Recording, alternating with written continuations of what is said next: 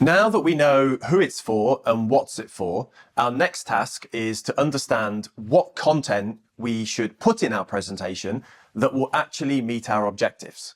We can do that using the Feel, Think, Act method.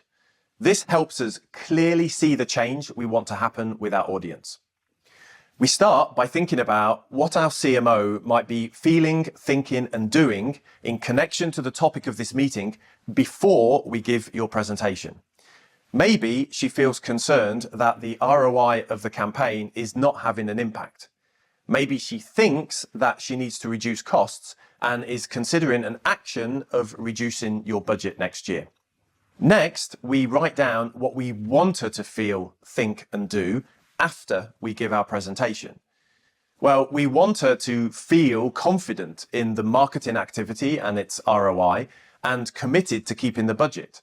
We want her to think that the activity has a good ROI and that stopping activity will reduce revenues, and we want her to act to keep the budget as it is or to increase it.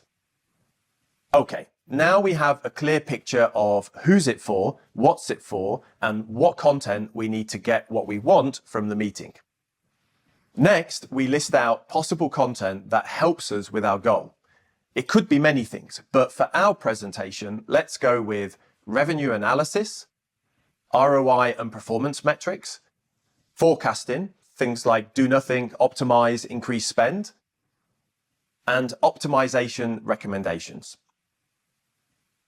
We are looking for clarity here in terms of what is the most powerful information we need to put into our presentation in order to meet its objectives, to make the desired change happen.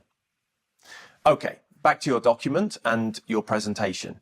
Spend some time thinking about how your audience feels, thinks, and acts both before and after you present.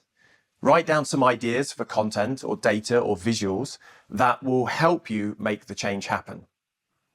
One more thing, the Feel, Think, Act method can be used for many things, not just presentations. You can do this in 3 minutes on a piece of paper to plan what you might say at a meeting. It's a great tool for you to get clarity. When you present to the CMO, you want 2 main things to happen. First, that she sees you as a trusted advisor, which is great for your career. And second, that she greenlights your request, which in this case is keeping the budget next year. Our next task is to map our presentation content to how the CMO makes decisions. We want her to feel confident about greenlighting your ask. I'm going to take you through a common way that decisions get made in a lot of organizations and how you can think about presenting with that in mind. So there are a few things we need to know about how decisions get made.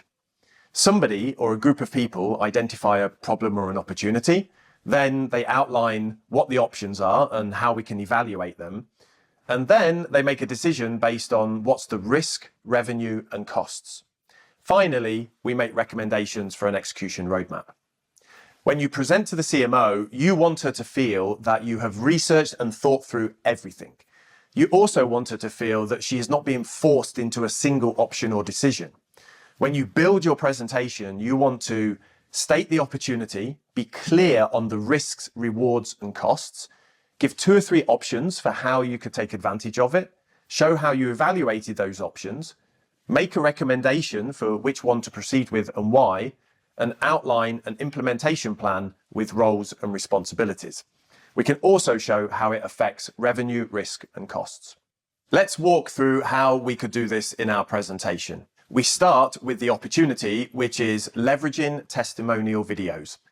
Then we give some detail to the risks, rewards, and costs involved. Next, we look to share options and an evaluation.